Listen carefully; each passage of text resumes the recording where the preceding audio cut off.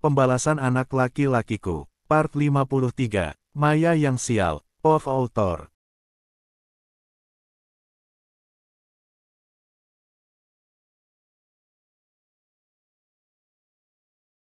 Tega sekali kamu mengatakan jika aku hanya supir, gumam Rahman dengan nada kecewa terhadap Maya. Saat ini kamar sudah selesai dibersihkan dan juga spray sudah diganti oleh staf kebersihan rumah sakit. Rahman pikir Maya sudah berubah dan mau menjenguk serta merawatnya dengan baik. Ternyata Maya bahkan malu jika harus mengakui dirinya sebagai suami. Miris, aku nggak ngangka ini balasan kamu setelah aku mengorbankan semuanya, ucap Rahman lagi yang membuat Maya terpaksa menoleh ke arahnya. Dari tadi Maya hanya diam dan sibuk berselancar dengan ponsel pintarnya. Tidak memperdulikan bagaimana perasaan Rahman yang kecewa dengan ucapannya tadi. Maya sedikit pun tidak takut jika Rahman akan marah, toh nanti mereka akan baikan lagi. Mas, udah deh, kamu jangan mempermasalahkan hal yang kecil kayak gini. Kamu itu lagi sakit, mending istirahat, jawab Maya santai. Rahman mengepalkan tangannya erat, dia sakit, tapi bukan hanya sakit fisik juga hati.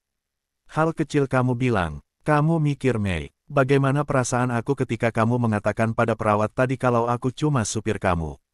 Kamu malu punya suami kayak aku. Tanya Rahman dengan nada kesal. Dia masih tidak menyangka jika Maya tega melakukan itu semua setelah apa yang sudah dia korbankan demi wanita itu. Kamu sebenarnya sakit atau enggak sih, Mas? Dari tadi kamu kayaknya marah-marah terus. Padahal aku kan udah minta maaf sama kamu tadi. Aku terpaksa bilang gitu sama perawat tadi biar dia kasihan sama kamu. Kalau kamu memang tidak ada keluarga, jadi wajar kalau kamu muntah dan kencing sembarangan. Nggak ada yang jagain? Seru Maya membalas bentakan Rahman. Tega kamu, Mei, nggak habis pikir aku sama jalan pikiran kamu, balas Rahman menggelengkan kepalanya lesu. Wajahnya menunjukkan kekecewaan yang sangat pada wanita yang telah diperjuangkan olehnya. Rahman menyandarkan tubuhnya pada tempat tidur yang sudah ditegakkan. Rasanya dia ingin mati saja saat keadaan seperti ini. Ternyata bahagia setelah menikah dengan Maya hanya angan saja. Terserah deh, Mas, aku tuh capek. Seharusnya hari ini libur dan aku bisa tiduran di rumah. Tapi gara-gara kamu sakit, terpaksa aku harus jagain kamu di sini. Kenapa sih harus masuk ke rumah sakit segala? Cebik Maya dengan wajah kesal. Dia membanting ponselnya ke atas sofa kemudian berdiri dan berjalan ke arah Rahman. Kamu pikir, Mas, aku itu capek kerja, nyari uang buat kita. Biar kamu nggak hidup melarat lagi kayak sama si janda tua itu. Kamu pikir nyari uang gampang? Seru Maya lagi sambil berkacak pinggang di depan Rahman. Dia benar-benar kesal karena Rahman mengatakan jika dia tidak peduli padanya. Mending sama ini, dia bisa ngurus aku dengan baik. Setidaknya dia tidak akan membiarkan aku melewati rasa sakit ini sendirian, gumam Rahman pelan namun masih bisa terdengar oleh Maya. Apa kamu bilang, Mas? Kamu berani bandingin aku sama perempuan kampungan itu. Dasar nggak bersyukur kamu, Mas. Teriak Maya seperti orang kesetanan. Dia menarik-narik baju Rahman sehingga membuat jarum infus itu bergeser. Maya benar-benar marah karena Rahman mengatakan jika hidup bersama ini bahkan lebih baik daripada dengannya. Aduh, Maya, kamu bisa membunuhku jika begini, ringis Rahman kesakitan. Namun sepertinya Maya kalap dan tidak menghiraukan lagi ucapan Rahman. Dia benar-benar tidak habis pikir bagaimana Rahman bisa tega membanding-bandingkan dirinya dengan Aini. Kamu gila, Mas, jahat tahu nggak, aku itu jauh lebih baik dari wanita miskin itu, teriak Maya lagi sambil melepaskan baju Rahman dengan mendorong tubuhnya. Hah, nafas Maya sampai ngos-ngosan karena tenaganya habis memukuli Rahman. Aku jahat, sejahat apa aku sama kamu, Maya? Semuanya aku lakukan demi kamu. Kamu nyuruh aku untuk ninggalin Aini dan anak-anak, aku mau. Kamu menyuruhku untuk mengambil Mia agar Aini menderita, aku mau. Kamu menyuruhku untuk tidak menafkahi mereka semua, aku mau. Apa yang tidak aku lakukan demi kamu? Dan kamu masih mengatakan jika aku jahat. Balas Rahman dengan nafas memburu.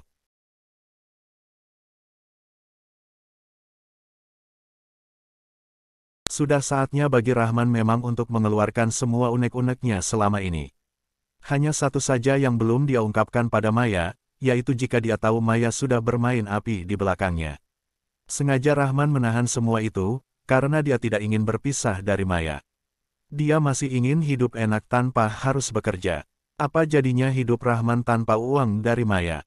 Dia juga tidak ingin lagi kehilangan uang dan mobilnya. Rahman juga sadar, jika dia ingin kembali lagi dengan Aini juga tidak mungkin. Ali dan anak-anaknya yang lain pasti akan melarangnya keras. Belum tentunya juga Aini mau kembali dengannya. Maya terdiam mendengarkan ucapan Rahman barusan. Dia baru menyadari jika apa yang dikatakan oleh Rahman adalah benar adanya. Hanya saja dia gengsi jika harus meminta maaf apalagi jika harus mengakui kesalahannya. Maya beringsut mundur dan duduk kembali di sofa coklat tua yang disediakan oleh pihak rumah sakit. Tangannya naik ke atas memijat pelipisnya. Maya, aku tahu kalau kamu menyesal sudah memperlakukan aku seperti ini. Tapi ini semua tidak akan membuatku pergi dari kamu, aku sangat mencintai kamu lebih dari anak-anakku sendiri, ucap Rahman lagi sambil melihat ke arah Maya. Tapi jangan pernah bandingkan aku dengan wanita itu, Mas. Aku benci dia, seru Maya membalas tatapan Rahman tajam. Dia masih marah karena ucapan Rahman tadi. Iya, maafkan aku. Tadi aku hanya merasa tidak kamu anggap sama sekali, jawab Rahman lesu. Dia membaringkan tubuhnya di atas ranjang. Tangannya masih terasa sakit karena jarum infus yang sedikit bergeser. Itu karena kamu memang sangat menyebalkan sekarang, Mas, balas Maya dengan suara sedikit meninggi. Sudahlah, aku ingin istirahat. Semoga besok aku sudah bisa pulang, agar tidak merepotkan kamu, ucap Rahman lagi lesu. Dia mengalihkan wajahnya ke arah jendela yang masih terbuka. Tidak terasa air matanya kembali menetes membayangkan masa tuanya nanti jika masih bersama Maya. Iya, dan aku harus pergi, Mas. Ada urusan. Setelah mengatakan itu Maya langsung mengambil tasnya dan melenggang pergi dari ruangan tempat Rahman dirawat.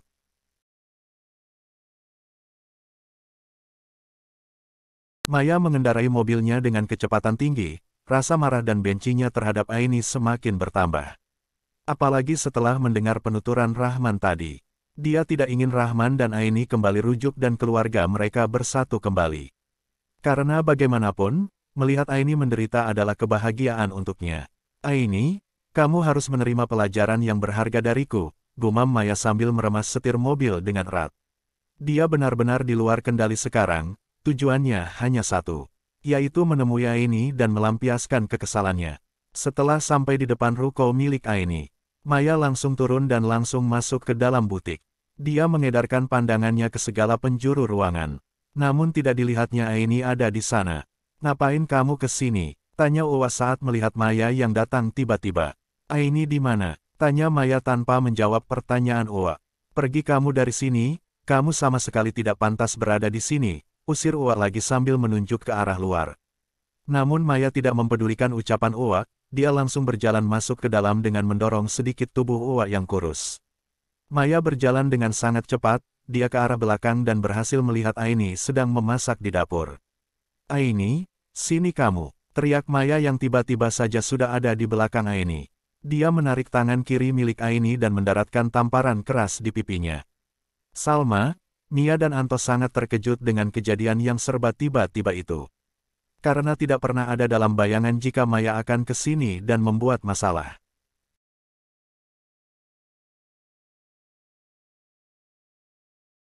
Apa-apaan kamu, Maya? Hardik Aini sambil memegangi pipinya yang terasa perih. Salma yang melihat itu tangannya dengan sigap mengambil rolling pin kayu. Kebetulan mereka memang sedang membuat donat kesukaan Ali. Karena katanya Ali akan mengajak Alia datang ke rumah malam ini. Uwas segera mengambil Ali Anto dan Mia dan dibawanya ke dekapan. Santet apa yang kamu pakai Sehingga sampai sekarang Mas Rahman masih saja mikirin kamu. Teriak Maya seperti orang kesurupan. Salma masih menahan amarahnya. Dia ingin tahu apa yang menyebabkan Maya sangat membenci ibunya. Aini tersenyum mengejek, kemudian langsung berdiri dengan tegak. Kenapa? Apa kamu takut kehilangan Mas Rahman? Laki-laki itu tidak lagi berguna untuk kami. Jadi silahkan ambil saja, ucap Aini tenang. Jangan munafik kamu Aini. Aku tahu sampai sekarang pun kamu masih sangat mencintai Mas Rahman bukan? Kamu masih mengharapkan dia agar kembali lagi sama kamu, seru Maya dengan senyum mengejek. Maaf, Mei, aku tidak pernah membuka usaha daur ulang sampah di sini, balas Aini tetap tenang. Salma tersenyum mendengar ucapan ibunya barusan, dia senang karena akhirnya Aini mau melawan Maya. Banyak bicar kamu, Aini. Kamu itu memang pantasnya mati tahu nggak? Teriak Maya kesal karena tidak mampu menjatuhkan mental Aini lagi. Jangan lupa saya masih di sini. Tante girang, sahut Salma sambil mengangkat tinggi rolling pin yang dari tadi dipegangnya. Melihat itu Maya beringsut mundur. Dia masih trauma dengan kelakuan Salma padanya. Dasar keluarga gila, anak perempuan tapi kayak preman. Hardik Maya kesal. Brum, teriak Maya ketika tubuhnya kini basah dengan air. Ternyata ada Nanda menyiramnya dengan air 1 ember penuh. Melihat itu, Salma langsung mengambil tepung dan telur untuk dilemparinya pada Maya. Tujuan Maya ke sini sungguh sangat salah. Dia lupa kalau sekarang Aini memiliki anak-anak yang sigap melindunginya dari apapun.